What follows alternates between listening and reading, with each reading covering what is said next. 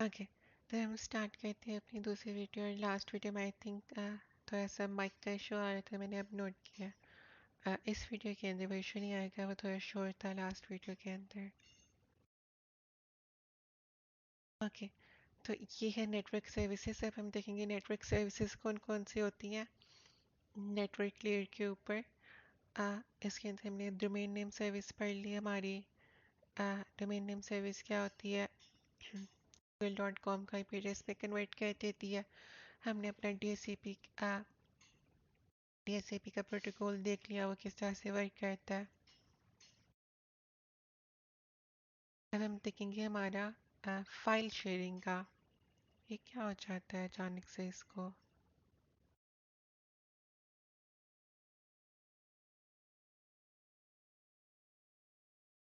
Okay, अब हम देखेंगे अपना फाइल शेयरिंग का। फाइल शेयरिंग क्या है? फाइल शेयरिंग के कुछ ऐसे प्रोटोकॉल्स होते हैं अ, जिन प्रोटोकॉल्स को यूज़ करके हम इंटरनेट की दुनिया में फाइल्स और फोल्डर्स को एक्सेस कर सकते हैं। जो कहीं पे भी पड़े हुए हैं उन फाइल्स और फोल्डर्स को एक्सेस कर सकते हैं। जैसे से आप गूगल ड्राइव है, गूगल ड्राइव भी कोई ना कोई प्रोटोकॉल यूज़ कर रहा होगा, जिसको यूज़ करके हम फाइल्स और फोल्डर्स को एक्सेस कर पाते हैं।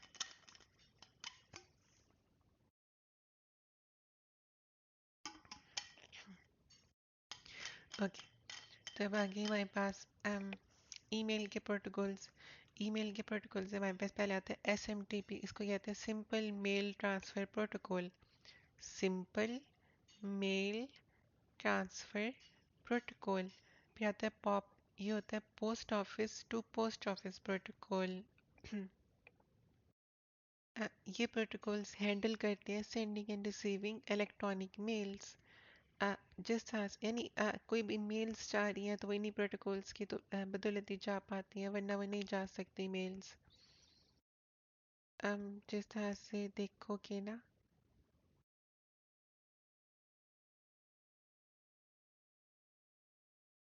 आपकी वेबसाइट पे वो जो है ना फॉरगॉट पासवर्ड, अगर कोई भी यूज़र फॉरगॉट पासवर्ड करेगा तो फॉरगॉट पासवर्ड करते ही उसको पासवर्ड का रीसेट लिंक आएगा।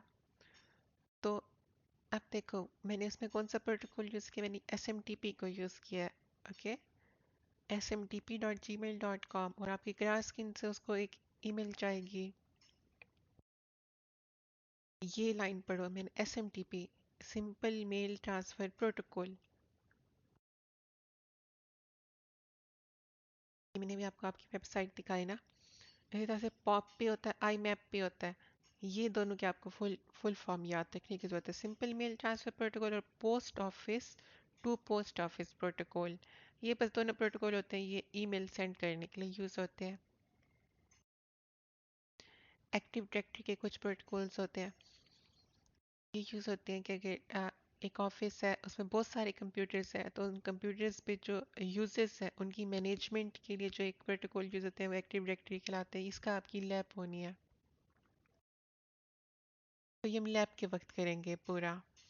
फिर आता है हमारे पास NTP network time protocol. Network time protocol जो सिंपल सा प्रोटोकॉल है जो आपका टाइम को सिंक्रोनाइज करता है।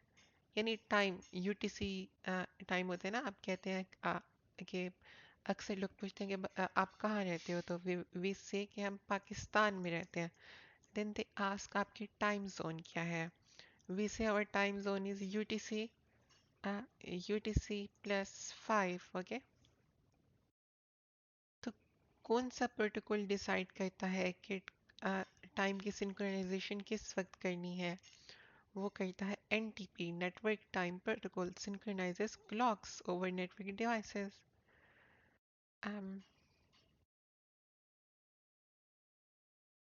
सिक्योरिटी के लिए वो कह रहे हैं कि हम यहाँ पे सीखेंगे कि कैसे इम्प्लीमेंट करना है VPN। VPN क्या होता है? Virtual private network and intrusion detection prevention IDS IPS। अब VPN का तो आपको पता है क्या होता है। ये थोड़ा सा है, मैं एक्सप्लेन यू कि VPN क्या होता है।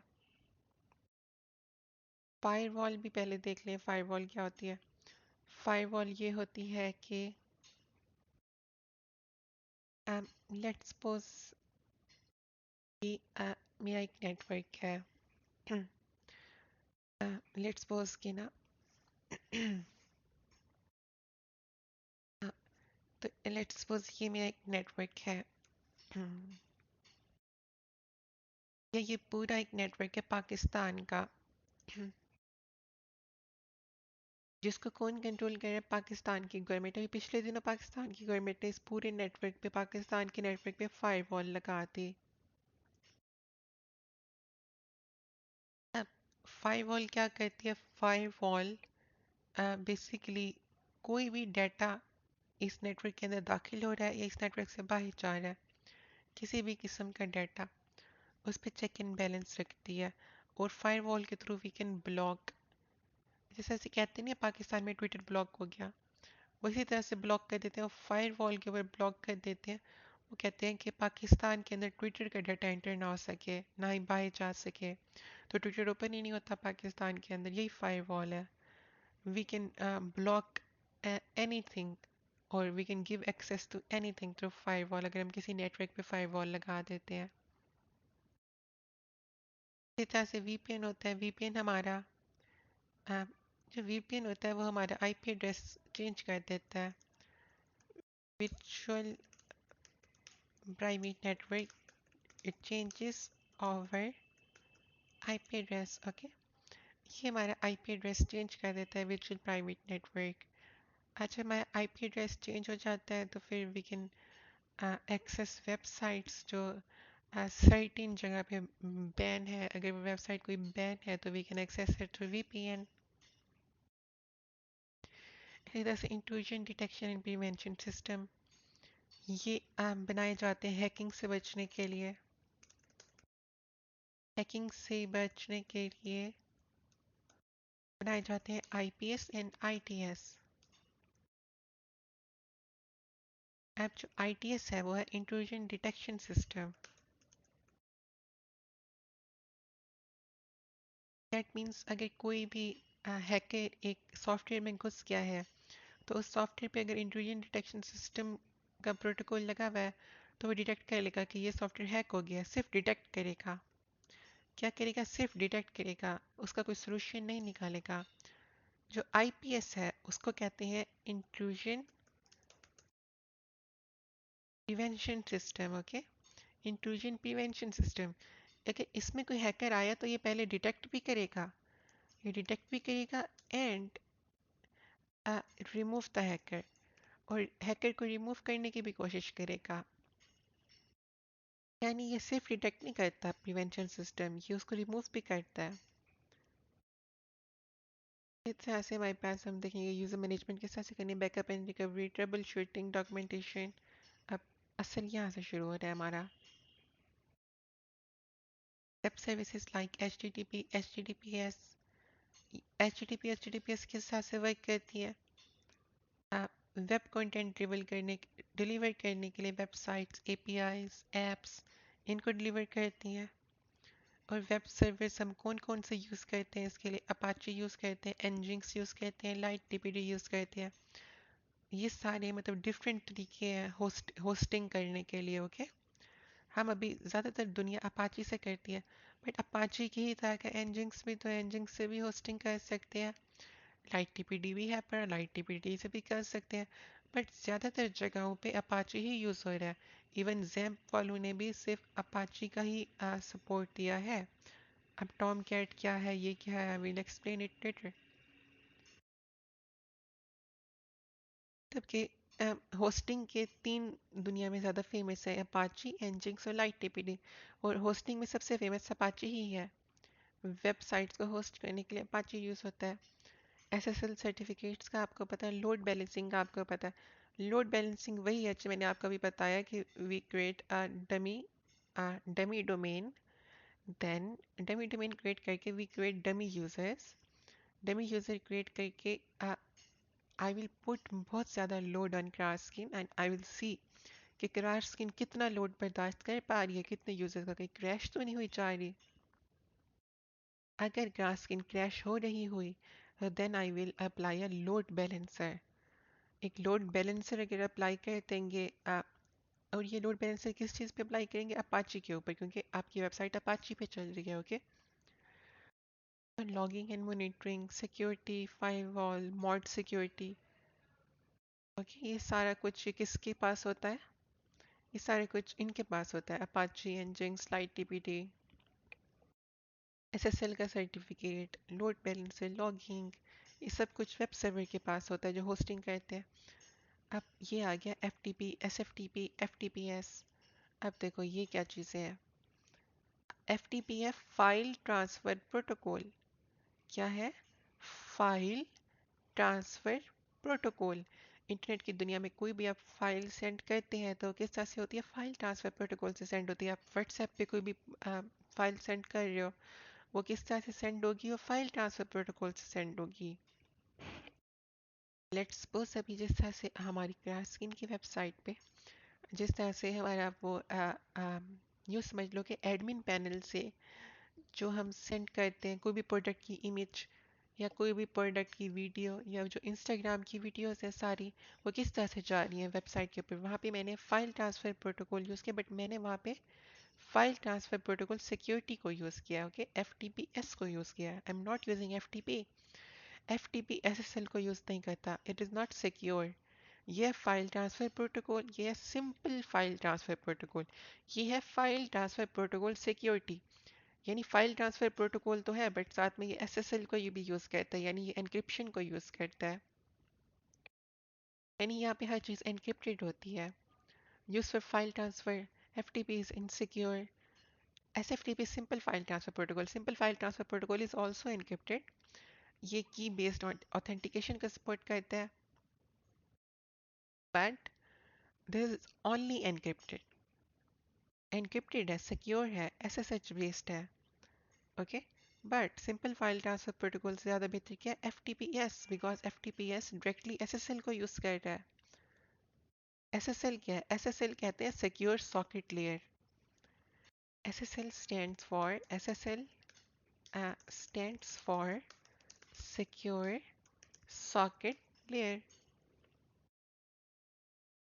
आप यहाँ पे देखो, यहाँ पे हमारे कोई भी सर्वर्स है, आप हम OpenSSH को यूज़ कर सकते हैं। यहाँ पे मतलब FTPS is a protocol, file transfer protocol security, जिसके थ्रू हम फाइल्स को सेंड कर सकते हैं on a network in a secure way which uses SSL।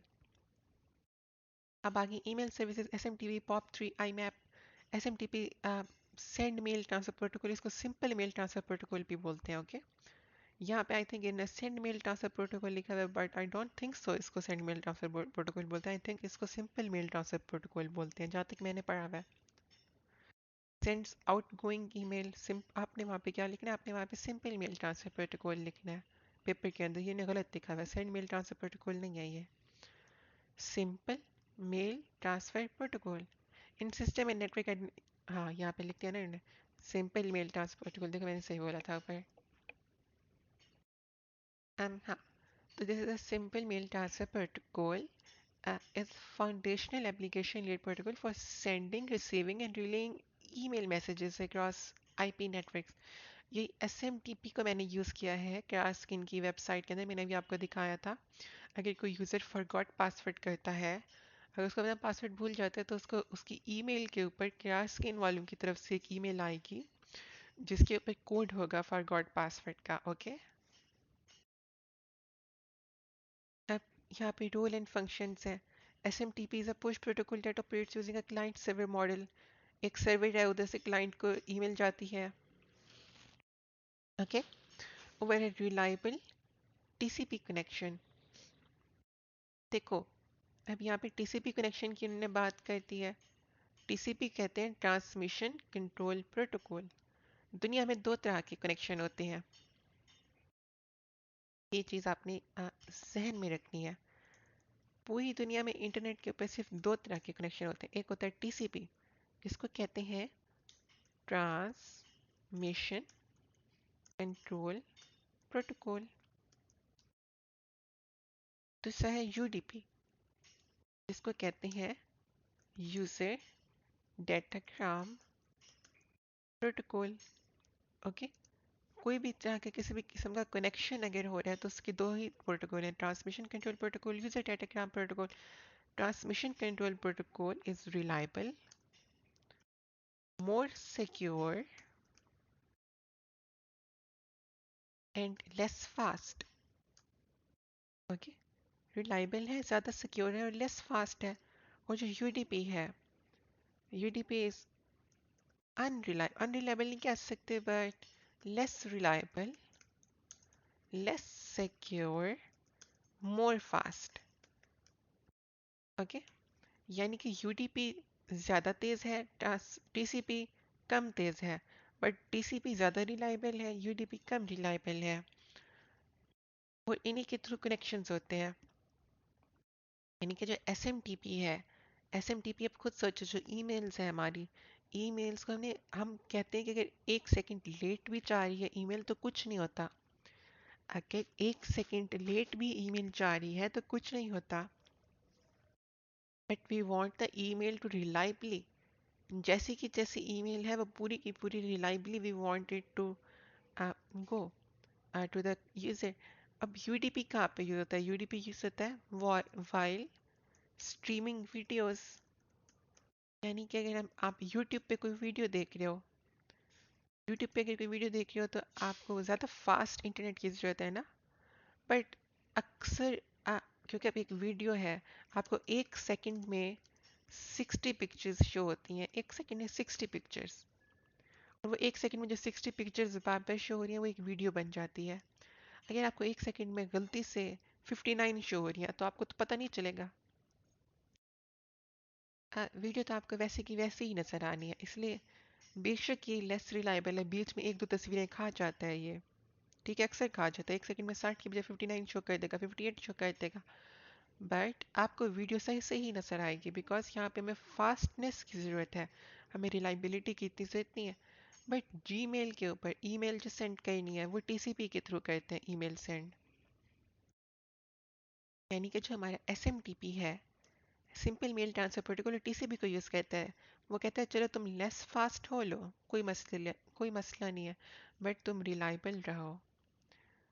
इसके बाद मेल सबमिशन है, ईमेल क्लाइंट है।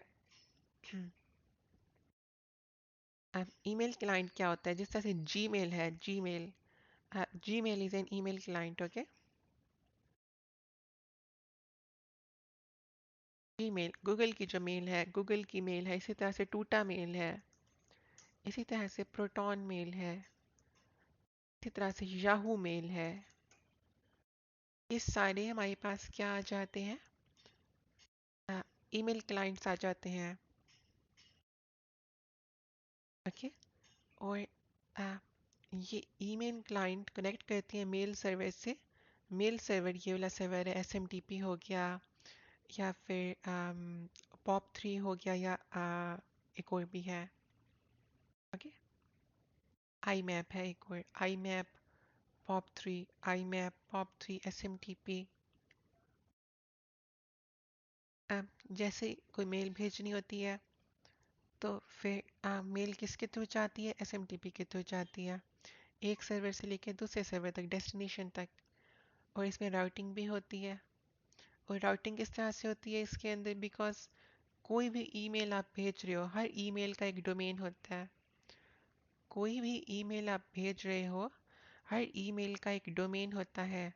जिस तरह से krarskin@gmail.com, ये एक डोमेन है आपकी ईमेल की, एक डोमेन है आपकी ईमेल की। मैंने इस डोमेन से ईमेल भेजनी है मेरी मेरी ईमेल पर। मेरी ईमेल है sentiana@gmail.com। मैंने यहाँ से यहाँ पे एक ईमेल भेजनी है, तो ईमेल किस तरह से जाएगी? राउट होगी, पहले राउटिंग होगी, फिर यहाँ पे बीच में एसएमटीपी आएगा। एसएमटीपी एसएमटीपी इसको राउटिंग करेगा, एसएमटीपी बताएगा कि ये ईमेल कहाँ से कहाँ तक जानी है। और एसएमटीपी यूज़ करेगा टीसीपी को, ट्रांसमिशन कंट्रोल प्रोटोकॉल को, कनेक्शन बिठाने में। कनेक्शन बनेगा क्लार्कस्किन और इसके बीच में। और जो कनेक्शन बनेगा फिर ये टीसीपी क्या कहता है? कनेक्शन बनाता है, ये दोनों बस कनेक्शन बनाने के लिए, टीसीपी और यूडीपी। और एसएमटीपी यूज़ करता है टीसीपी को।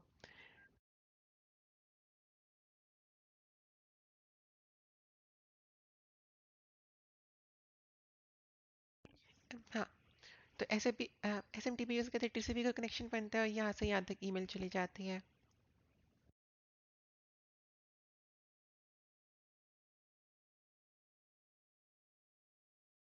अभी जो हमने पढ़ा मेल यूजर एजेंट क्या है, मेल सबमिशन के अंदर मैंने आपको बताया मेल यूजर एजेंट क्या है। Mail user agent is nothing but it's just Gmail, Outlook, Yahoo mail, टूटा मेल, ये सब कुछ है। मेल सबमिशन एजेंट क्या है? Mail submission agent is a server component that receives mail from MUA. Okay. Mail transfer agent क्या है? The software responsible for transferring and routing emails between server.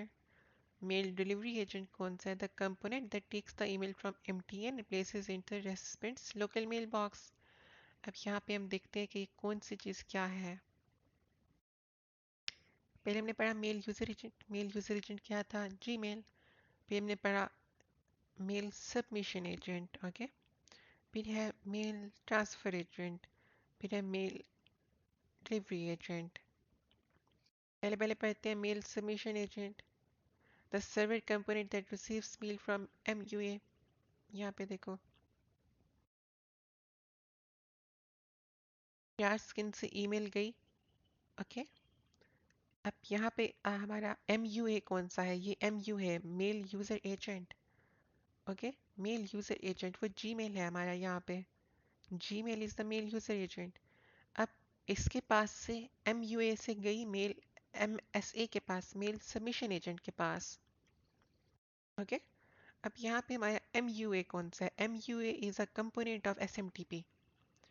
S M T P का एक component है जिसको बोलते हैं M S A, mail submission agent. Okay. इसको पीछे लिखना चाहिए, M S A mail submission agent. वो जो मेल का डाटा वगैरह था, वो जो सब कुछ था, वो एम एस ए के पास गया। फिर एम एस ए ने उस पूरे डाटा को दिया मेल ट्रांसफर एजेंट को। ओके। इसको दिया मेल ट्रांसफर एजेंट को, जो रिस्पॉन्सिबल होता है transferring and routing between servers. अब जो मेल ट्रांसफर एजेंट है वो कौन सा है? वो एस एम टी पी खुद है। S M T P is a mail transfer agent. और एस एम टी पी का ये कंपोनेंट है, वो मेल सबमिशन एजेंट है, वो पहले पीछे बैठा होता है। और एस एम टी पी खुद, इसको खुद को क्या कहते हैं? इसको खुद एस एम टी पी को कहते हैं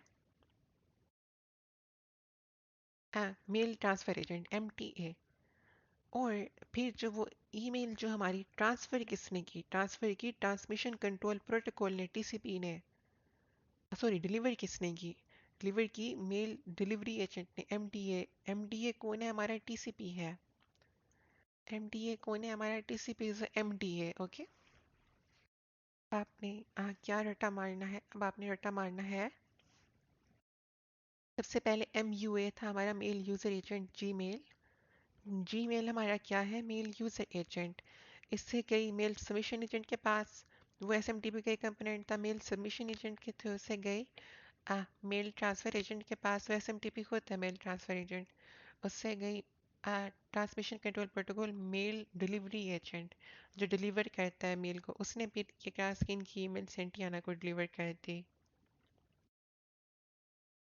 administrative consideration system administration administrators manage various aspects of SMTP service। जो सिस्टम का एडमिनिस्ट्रेटर होता है, अब आप क्या पढ़ रहे हो? एसएनए पढ़ रहे हो, सिस्टम नेटवर्क एडमिनिस्ट्रेशन। आपका सब्जेक्ट क्या है? एडमिनिस्ट्रेशन। तो आपका काम क्या है? एसएमटीपी सर्वर को सेटअप करना। ओके। एसएमटीपी सर्वर को इस तरह से सेटअप करना, और उसके एड्रेसेस को सेटअप करना, उसके पोर्ट नंबर्स को सेटअप करना, उसकी ऑथेंटिकेशन को सेटअप करना। अब जिस तरह से मैंने यहाँ पे पोर्ट नंबर को सेटअप किया, ये देखो मैंने मेल पोर्ट को सेटअप किया 465। पहले मैंने इसका पोर्ट नंबर लिखा था यहाँ पे 468। दो पोर्ट यहाँ पे यूज़ होते हैं, सॉरी सॉरी सॉरी 468 नहीं, 571। इधर 571 और 465, these are the only two ports which SMTP use। मैंने पहले यहाँ पे 571 को यूज़ किया था, बट वो स्लो काम कर रहा था थोड़ा। फिर मैंने यहाँ पे 465 को चेंज कर दिया। फिर आपकी इधर से ऑटोमेटिक ईमेल्स बहुत फास्ट फास्ट जाने पड़ गई। ओके। अब यस, तो पोर्ट नंबर्स को सेटअप करते हैं इन सारी चीज़ों को, जैसे वहाँ पे मैंने सेटअप की हुई थी, ये एक एडमिनिस्ट्रेटर का काम है कि एसएमटीपी को सेटअप किस तरह से करना है। अब एसएमटीपी का एक और वर्जन भी है, एसएमटीपी एस। एस जहाँ पे भी लग जाए उसका मतलब है एसएसएल यूज़ हो रहा है। ओके, अब यहाँ पे देखो, अब यहाँ पे मैंने मेल की जो स्कीम यूज़ की, वो कौन सी स्कीम यूज़ की? SMTPS, simple mail transfer protocol security. Okay, यानी मैंने आपका इसमें SMTP में SSL का सर्टिफिकेट भी लगा दिया। ओके, SMTPS लगा दिया।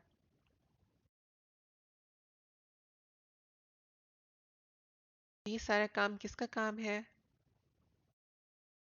ये काम है पूरा का पूरा एक एडमिनिस्ट्रेटर का काम है, एडमिनिस्ट्रेटर करता है। ओके, अब बाकी सारी कहानियाँ हैं, उनको पढ़ने की इतनी ज़रूरत नहीं है, बस यही मेन चीज़ें हैं जो I am telling you. Sorry, I was wrong, I told you कि वो 571 है, 571 नहीं है। मैंने 465 यूज़ किया हुआ है वहाँ पे। एक और पोर्ट है 587, 581 नहीं है, 587 है। ओके, पोर्ट 25 भी है, पोर्ट 25 25 भी है। अब इन सारे पोर्ट्स को वी कैन यूज़, जैसे मैंने वहाँ पे पोर्ट नंबर लिखा था, we can use this ports. अब पोर्ट 25 जो है ये सर्वर टू सर्वर रिले के लिए यूज़ होता है। ओके, और 587 जो है ये करंट स्टैंडर्ड डिफ़ॉल्ट पोर्ट है। मैंने आपको बोला ना, पहले मैंने यही यूज़ किया था, ये करंट स्टैंडर्ड है। अगर हम पोर्ट 587 को यूज़ कर रहे हैं, अगर पोर्ट 587 को, तो हमें TLS को यूज़ करना पड़ता है, TLS एन्क्रिप्शन को। बट आपकी वेबसाइट पे TLS नहीं है, आपकी वेबसाइट पे SMTPS है, SSL है। SSL और TLS दोनों सेम ही वर्क करते हैं, बट SSL थोड़ा पुराना है, TLS एक न्यू एन्क्रिप्शन का प्रोटोकॉल है। ओके, आपकी वेबसाइट पे क्योंकि SSL को यूज़ किया है मैंने ज़्यादा, अगर SSL यूज़ होगा तो पोर्ट 465 को यूज़ करोगे, पोर्ट 65 पे SSL यूज़ होगा यानी SMTPS, और अगर 587 पोर्ट को यूज़ करना है तो TLS यूज़ होगा। और पोर्ट 25 25 भी है, बट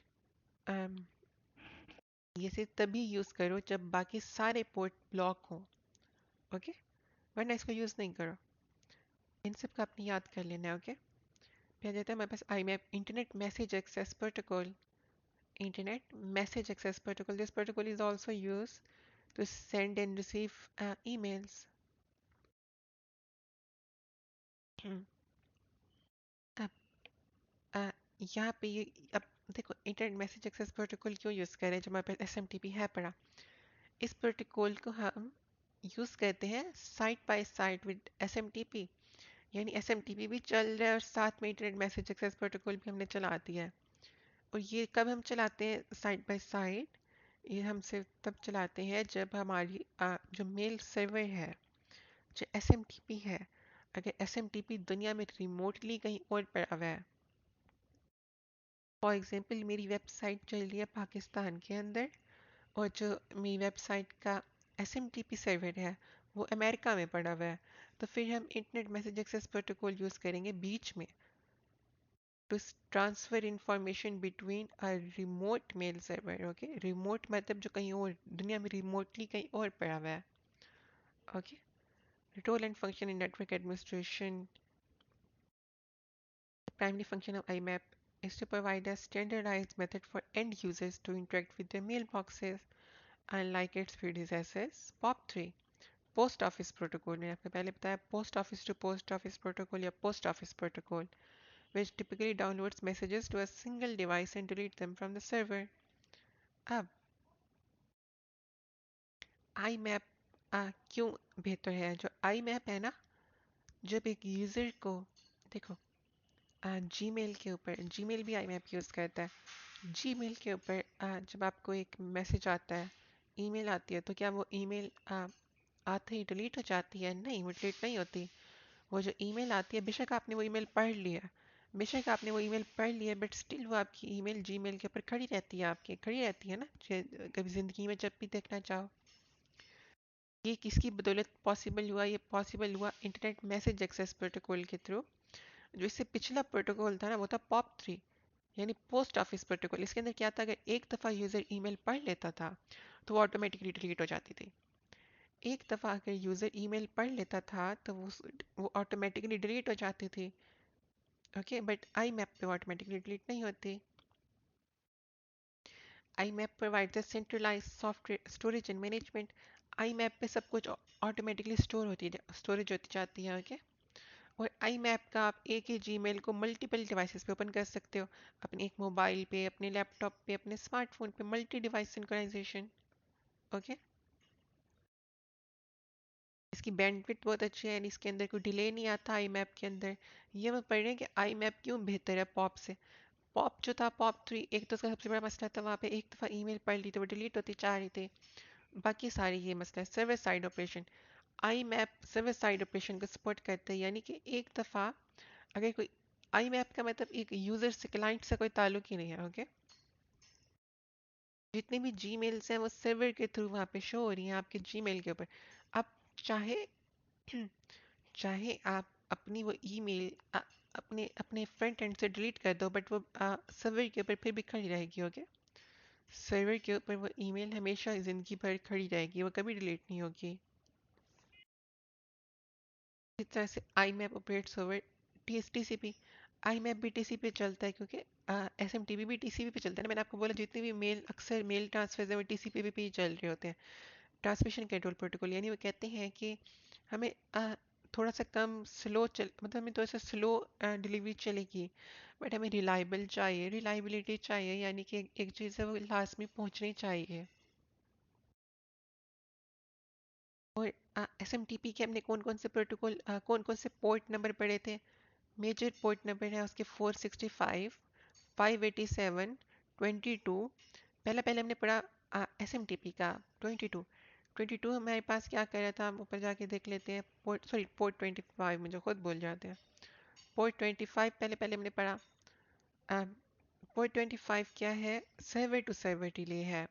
फिर 587 पढ़ा। 587 कब यूज़ होता है, जब हम टीएलएस को यूज़ करते हैं। ओके, 465 कब यूज़ होता है, जब हम S M T P S में SSL को यूज़ करते हैं। 25 से तब यूज़ करो जब बाकी सारे के सारे ब्लॉक हुए हुए हो। अब आई मैप के कौन कौन से पोर्ट है, 143 और 993। ओके, 143 पे SSL नहीं होता, 993 पे SSL होता है, बस आपने इतनी सी चीज़ याद रख लेनी है। 143 पे SSL नहीं है, 993 पे SSL है। 993 is more secure, 143 is less secure। अब ये तो इसी कमांड्स है आई मैप की। हम in common command, login command के थ्रू लॉगिन कर सकती हैं। सेलेक्ट कमांड के थ्रू हम कर सकती हैं वो किसी भी मेल बॉक्स को सिलेक्ट करके हम एक पार्टिकुलर ईमेल को फेच कर सकते हैं।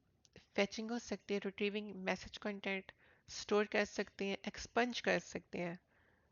परमानेंटली डिलीट मैसेज अगर कोई करना है तो हम उसको एक्सपंज करेंगे, एक्सपंज कमांड के थ्रू। इतना याद रखने की जरूरत नहीं है, बट पता होनी चाहिए आपको। अब सिस्टम एडमिनिस्ट्रेटर का रोल क्या है, उसका रोल है आई मैप सर्वर को अच्छी तरीके से लगाना। ओके, और सिक्योरिटी उसके ऊपर डालना। सिक्योरिटी किस तरह से डलेगी, पोर्ट 993 को यूज़ करके। ओके, उसको मॉनिटर करना, देखना कोई एरर तो नहीं आ रहा। कैपेसिटी प्लानिंग करना। देखो, जो पॉप 3 था, पॉप 3 पे तो कोई भी ईमेल आती थी, जैसे यूज़र पढ़ता था वो डिलीट हो जाती थी, यानी स्टोरेज का मसला ही नहीं था। बट आई मैप पे तो स्टोरेज का मसला हो जाता है। मसला हो जाता है ना कि ईमेल कभी डिलीट हो ही नहीं रही, सारी ज़िंदगी के लिए खरीदी जा रही है। तो भी हमें ऑटोमेशन करनी पड़ती है। ऑटोमेशन किस तरह की करनी पड़ती है, हमें एक कोड लिखना पड़ता है कि expunge permanently delete all the emails which are lets से 1 ईयर ओल्ड। यानी कोई भी ईमेल जैसे ही 1 साल पुरानी होती है तो उसको एक्सपंज कर दो। ये कोड लिख सकता है। I am just giving you examples कि कैपेसिटी प्लानिंग किस तरह से सकती है कंपेयर टू पॉप 3। ओके, अब वो कौन से सॉफ्टवेयर्स हैं जिनको यूज़ करके हम अपना एक पूरा ईमेल का इकोसिस्टम बना सकते हैं। यानी हम मैनुअली भी बना सकते हैं, मैनुअली भी हम आई मैप अलग से डाउनलोड करें, फिर उसके साथ SMTP को जोड़ें, फिर पूरा TCP को जोड़ें। ये सारे मैन्युअली भी हो सकता है, बट आज के दौर में सॉफ्टवेयर्स आ गए हैं। वो सॉफ्टवेयर्स ऑटोमेटिकली हमारे सारे एक हमें पूरा का पूरा एक बना बनाया सर्वर दे देते हैं मेल का। पोस्ट फिक्स है, एक्जिम है, सेंड मेल है, डेविकॉट है। इन सब के अपने नाम याद रखने होंगे। डेविकॉट है, ये Dovecot, this is the most famous one. Okay, Dovecot. इसके बाद है SSH, secure shell. Secure shell को आपने अच्छे से याद रखना है। अब सिक्योर शेल क्या है, मैंने आपको बोला था कि अभी कुछ दिन पहले कि मैंने ना SSH करने की कोशिश की थी। आपकी जो होस्टिंग है, जब मैंने होस्टिंग लिया होस्टिंगर वालों से, उस होस्टिंग को मैंने कनेक्ट किया, यानी उस होस्टिंग को मैंने एक्सेस किया अपने टर्मिनल से। और वो किस तरह से एक्सेस किया, मैंने यहाँ पे एक सॉफ्टवेयर डाउनलोड किया, पटी। पटी मैंने डाउनलोड किया अभी 2-3 दिन पहले। इधर होस्ट नेम के अंदर जो आपकी होस्टिंग अभी खरीदी है ना, 30,000 रुपये भर के, उस होस्टिंग का कोई ना कोई आईपी एड्रेस होगा। उस होस्टिंग का आईपी एड्रेस डाला, देन यहाँ पे मैंने 993 लिखा, एंड देन मैंने टेलनेट को यूज़ किया। ओके, टेलनेट को यूज़ किया। टेलनेट अब क्या होता है, टेलनेट होता है कोई भी ऑनलाइन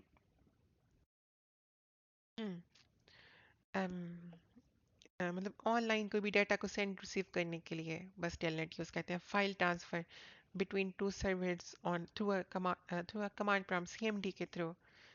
ओके, टर्मिनल के थ्रू कोई भी डाटा को ट्रांसफ़र करने के लिए अगर हमने रिमोटली कुछ लॉगिन करना है, कुछ करना है, तो टेलनेट को यूज़ करते हैं। बट आज के दौर में टेलनेट का सारा काम SSH कर देता है। यानी जो SSH है ना, SSH, उसी के अंदर बिल्ट इन टेलनेट भी है पड़ा। ओके, SSH के अंदर आज के दौर में टेलनेट भी है पड़ा। यानी एक तो SSH यूज़ हो रहा है, एक एक तो SSH यूज़ हो रहा है, आई कैन कनेक्ट आपकी होस्टिंग जो दुनिया में कहीं और पड़ी हुई है। अब वो होस्टिंग पता नहीं अमेरिका में पड़ी हुई है, पता नहीं कहाँ पड़ी हुई है। I can connect to that hosting, ठीक है, थ्रू पटी। पटी के through I can connect to that hosting. But एक तो कनेक्शन हो रहा है उस होस्टिंग के साथ, साथ ही साथ I can send and receive data between my laptop and that hosting platform. Okay, and मैंने आपको बोला कि आज के दौर में SSH के अंदर टेलनेट बिल्ट इन है। टेलनेट क्या होता था, टेलनेट पुराने ज़माने में ना um, एक इनसिक्योर प्रोटोकॉल था टेलनेट, जिसके थ्रू हम फाइल्स को सेंड रिसीव भी करते थे, पब्लिक की क्रिप्टोग्राफी के थ्रू ये कनेक्शन भी कराता था टेलनेट। ओके, बट मैंने आपको बताया आज के दौर में टेलनेट को किससे रिप्लेस कर दिया, SSH ने। ये देखो, अब SSH के ऊपर ही टेलनेट आ चुका है। If I click on SSH, वो कह रहा है SSH के ऊपर टेलनेट भी अवेलेबल है। यानी SSH के अलग से टेलनेट करने की जरूरत नहीं है, यानी सिक्योरिटी बढ़ गई है। SSH is secure shell. Through SSH we can connect to a remote computer over a network. Okay, remote network के साथ कनेक्शन कराने के लिए, रिमोट नेटवर्क यानी कोई नेटवर्क दुनिया में कहीं और पड़ा हुआ है, उसके साथ कनेक्शन करवाने के लिए भी यूज़ SSH। और पहले पहले कौन सा यूज़ होता था, टेलनेट ही सेम काम कराने के लिए। अब टेलनेट SSH के अंदर आ चुका है। कोई फंक्शनलिटीज़, रिमोट लॉगिन, जैसे मैंने आपकी होस्टिंग जो होस्टिंग है उसके ऊपर लॉगिन कर लिया। ओके, एनक्रिप्टेड, हाँ लॉगिन कर, मैंने लॉगिन किया, तो जैसे ही यहाँ से आई विल क्लिक ओपन, तो सामने आ जाएगा पासवर्ड। वो पासवर्ड भी आपकी होस्टिंग पे वहाँ पे लिखा हुआ है। ओके, तो पासवर्ड आई विल पुट, तो ये लॉगिन हो जाएगा आपकी होस्टिंग के ऊपर। Encrypted communication because SSH is encrypted secure shell, data की सिक्योरिटी रहती है। रिमोट कमांड एक्सिक्यूशन, यानी मैंने ये पट्टी को डाउनलोड क्यों किया, मैंने पट्टी को इसलिए डाउनलोड किया कि जो PHP आर्टिजन सर्व जैसे ऐसे लिखते हैं, PHP आर्टिजन सर्व या PHP आर्टिजन माइग्रेट, वो सारा कुछ अब जो आपकी होस्टिंग है वो सब कुछ उस होस्टिंग में भी तो चलाना है ना। उस होस्टिंग के ऊपर तो कोई अपना टर्मिनल है ही नहीं, तो उस होस्टिंग पे how will I run all this command, I will run all this command through पट्टी। ओके, और पट्टी पे हम क्या यूज़ कर रहे हैं, SSH। ओके, आप ये पट्टी की एग्जांपल दे सकते हो अपने पेपर के।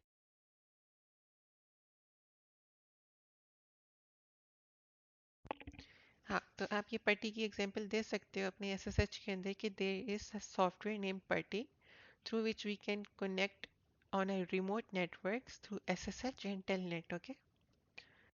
आप और हम उसके ऊपर कमांड्स एग्जीक्यूट कर सकते हैं। इस ये पट्टी पे ये जो पट्टी है ना ये टर्मिनल खोल देती है, इसी तरह का टर्मिनल खुल जाता है।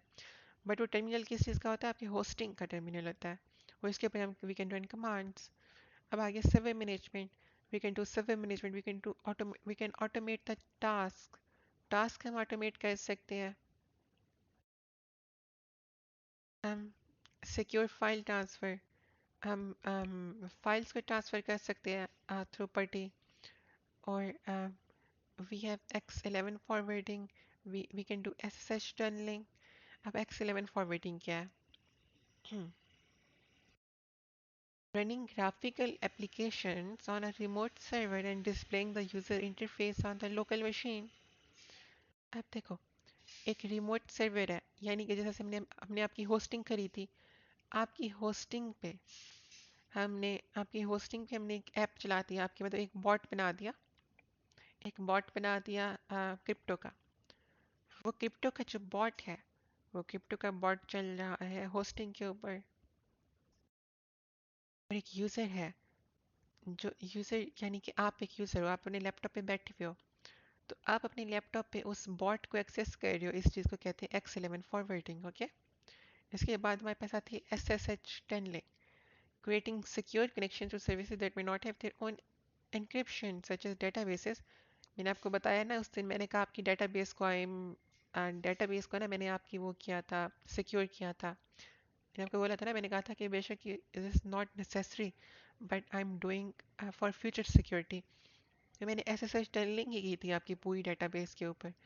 अब आपकी पूरी डेटाबेस जिसका मैंने कहा था कि 70-80 घंटे लग जाएंगे, बट बाद में मैंने वो 20-30 घंटे में कर लिया था पूरा काम। वो यही SSH टनलिंग था, ओके? हम डेटाबेस, एक सर्वर के ऊपर वो वाले कंपोनेंट जिनके ऊपर SSL नहीं होता, हम उनको भी सिक्योर कर सकते हैं थ्रू SSH टनलिंग। इस तरह से डेटाबेस के ऊपर कोई एनक्रिप्शन नहीं होती, but we can do it through SSH tunneling. और वो कंपोनेंट जिसके ऊपर एनक्रिप्शन नहीं है, हम उसको एनक्रिप्शन दे सकते हैं तो SSH टनलिंग, ओके? अब ये किस तरह से वर्क करता है? When a connection is initiated as SSH client to an SSH server typically on port 22। इसको पोर्ट 22 पे भी रख सकते हो और पोर्ट 993 पे भी रख सकते हो, ओके? रिमेंबर इट, पोर्ट 22 पे भी रख सकते हो, 993 पे भी रख सकते हो, बट डिफ़ॉल्ट जो पोर्ट होता है वो 22 होता है। डिफ़ॉल्ट पोर्ट कौन सा होता है? 22 होता है, ये देखो, डिफ़ॉल्ट पोर्ट इज़ 22। हम ऑथेंटिकेशन कर सकते हैं, कीज़ को एक्सचेंज कर सकते हैं। अब देखो ना, एन्क्रिप्शन जो भी होती है वो कीज़ होती है, एक पब्लिक की होती है, एक प्राइवेट की होती है। और पब्लिक एंड प्राइवेट की के बीच में एन्क्रिप्शन होती है, उसको की एक्सचेंज बोलते हैं।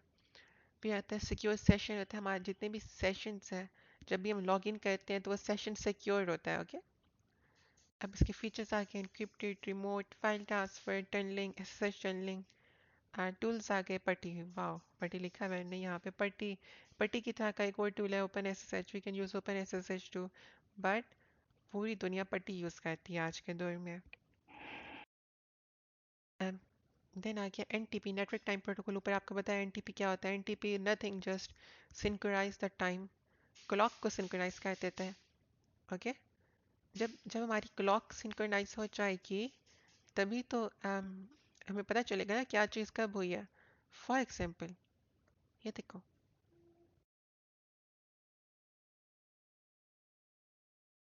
um, आपकी वेबसाइट के ऊपर भी मैंने ये एनएफटी लगाया है, ओके?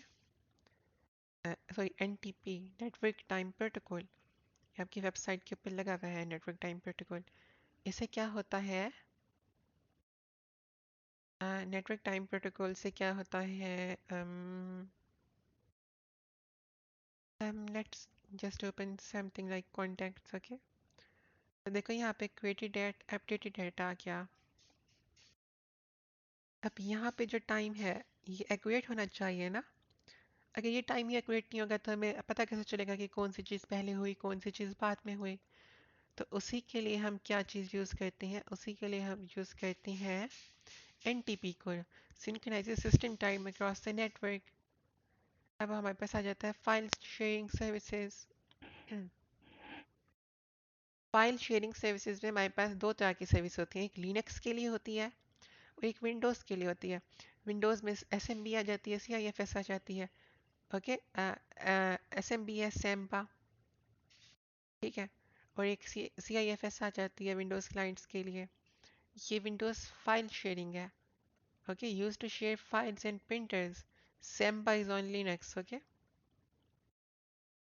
फिर हमारे पास आ जाती है N F S, network file system. ये पूरी लिनक्स का है, N F S network file system. ये जस्ट फाइल शेयरिंग की सर्विसेज पढ़ रहे हैं हम, ठीक है। ऊपर कौन कौन सी पढ़ी थी, ऊपर में पढ़ी थी F T P, S F T P. F T P थी फाइल ट्रांसफर प्रोटोकॉल पे थी, S F T P simple file transfer protocol पे थी, F T P S file transfer protocol security. But अब हम पढ़ रहे हैं उसकी मजीद सर्विसेज। मजीद सर्विसेज में आ जाती है एस एम बी और C I F S. C I F S is for Windows to share files, S M B is for Linux Samba. और पे आ जाती है N F S network file system, ये लिनक्स के लिए ही है। उसके बाद जाते हैं प्रॉक्सी सर्विसेज। प्रॉक्सी सर्विसेज क्या होती है, प्रॉक्सी इज यूज्ड। अब एक प्रॉक्सी क्या है, proxy is used to change the IP address. Okay, proxy एक तरह का वीपीएन होता है, बट ये रियल टाइम में वीपीएन चल रहा होता है, in real time. It is just a VPN which is working in real time. Internet connect होता है प्रॉक्सी के साथ और प्रॉक्सी आईपी एड्रेस चेंज करके सर्वर के साथ कनेक्ट होती है। और प्रॉक्सी की भी मुख्तलिफ सर्विसेज होती हैं, जिसके अंदर हमारे पास आती है फॉरवर्ड प्रॉक्सी एंड देन आती है हमारे पास रिवर्स प्रॉक्सी। फॉरवर्ड प्रॉक्सी के अंदर क्या होता है, फॉरवर्ड प्रॉक्सी नाम से ही जाहिर हो रहा है, फॉरवर्ड यानी क्लाइंट से लेकर फॉरवर्ड चलेगी। क्लाइंट ने पहले प्रॉक्सी से यानी वीपीएन से कनेक्ट किया और वीपीएन ने इंटरनेट का एक्सेस दे दिया। ओके, फिर आती है रिवर्स प्रॉक्सी, ये उल्टी चल रही है। देखो, इंटरनेट से प्रॉक्सी, प्रॉक्सी से क्लाइंट, इंटरनेट से प्रॉक्सी, प्रॉक्सी से क्लाइंट, उल्टी चल रही है।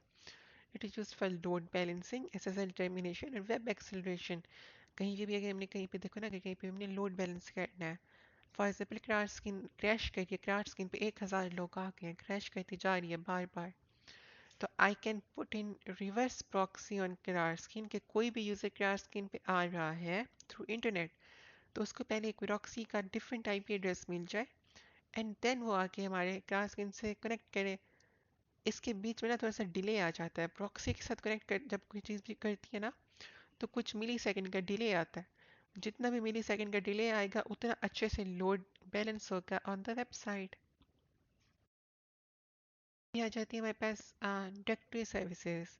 ये डायरेक्टरी सर्विसेज एक्टिव डायरेक्टरी इसको बोलते हैं। अगर एक कंपनी उसके पास बहुत सारे यूजर्स हैं, बहुत सारी मशीन्स हैं, उन सबको अंडर वन रूफ मैनेज करने के लिए हम डायरेक्टरी सर्विसेज को यूज़ करते हैं। जहाँ पास L T A P use होता है, एक्टिव डायरेक्टरी फ्री आई पी है।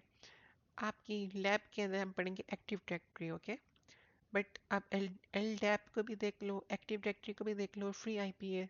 बट लैब के अंदर हमने कौन सी करनी है, एक्टिव डायरेक्टरी। हम ये एक्टिव डायरेक्टरी किसके, विंडोज़ की अपनी है और ये लिनक्स वालों की है, L D A P. Okay, अब हमने कौन सी पढ़नी है, एक्टिव डायरेक्टरी पढ़नी है। अब फिर आ गए हमारे पास एडमिन के टास्क आ गए। एडमिन का क्या टास्क है, मैनेज करना, यूजर्स को ग्रुप्स बनाना। एक्टिव डायरेक्टरी जो है उसके मुख्तलिफ ग्रुप्स बना देना और हर ग्रुप के अंदर डिफरेंट यूजर्स को डाल देना कि इस ग्रुप का ये पासवर्ड है, इस ग्रुप का ये पासवर्ड है, यानी एक्सेस कंट्रोल कर लेना। फिर आ गया हमारे पास वेब एप्लीकेशन सर्विसेज। अब देखो, अब नेटवर्क के ऊपर बहुत सारी एप्लीकेशन चल रही होती हैं, एपीआईज चल रही होती हैं। जिस तरह से आप कल कह रहे थे कि मेरे लैपटॉप पे नोट जेएस इंस्टॉल नहीं हुआ हुआ। नोट जेएस होता है, Node.js is used to run that command। वो npm install की कमांड अब रन नहीं कर रहे थे, npm install की कमांड, ये Node.js ऑनलाइन जावास्क्रिप्ट को चलाने के लिए यूज होता है। ये सब कुछ जो चल रहा होता है, वेब एप्लीकेशन सर्विसेज, ये सब कुछ क्यों यूज़ होती हैं? To host applications, okay. ये नेटवर्क स्टोरेज सर्विसेज आ गई हमारे पास, जिसके अंदर हमारे पास नेस आ गया, सैन आ गया, ISCI आ गया। These are storage services. इसमें सबसे important storage service है NAS, which is Network Attached Storage। यानी एक स्टोरेज है जिस तरह से ड्राइव है, गूगल ड्राइव। अब गूगल ड्राइव का कुछ डाटा दुनिया के एक कोने में पड़ा है, कुछ डाटा दुनिया के दूसरे कोने में पड़ा है। 1 लाख GB दुनिया के एक कोने में पड़ा है, 1 करोड़ GB दुनिया के दूसरे कोने में पड़ा है। और ये सारी एक दूसरे से नेटवर्क के थ्रू अटैच्ड है, कनेक्टेड है। इसको कहते हैं नेटवर्क अटैच स्टोरेज, नेस। इधर से स्टोरेज एरिया नेटवर्क भी होता है हमारे पास। किसी एक बिल्डिंग को अगर हम एक नेटवर्क दे, एक बिल्डिंग का एक हम बड़ी सी ना एक हार्ड डिस्क लगा दें एक बीच वाले कमरे के अंदर, ओके। वो हार्ड डिस्क हो 1 लाख GB की। और हम हर यूज़र को बोलें कि तुम्हारे कंप्यूटर के अंदर तुम्हारी अपनी कोई हार्ड डिस्क नहीं है। अगर तुमने हार्ड डिस्क को इस्तेमाल करना है तो जो हमारे मेन एक ही हार्ड डिस्क है उसी को इस्तेमाल करो, क्योंकि वो बहुत बड़ी हार्ड डिस्क है। तो हम क्या यूज़ करेंगे? सैन को यूज़ करेंगे, वो है storage area network, okay. Use for centralise storage and visualisation. ही हमारी कंप्लीट हो गया।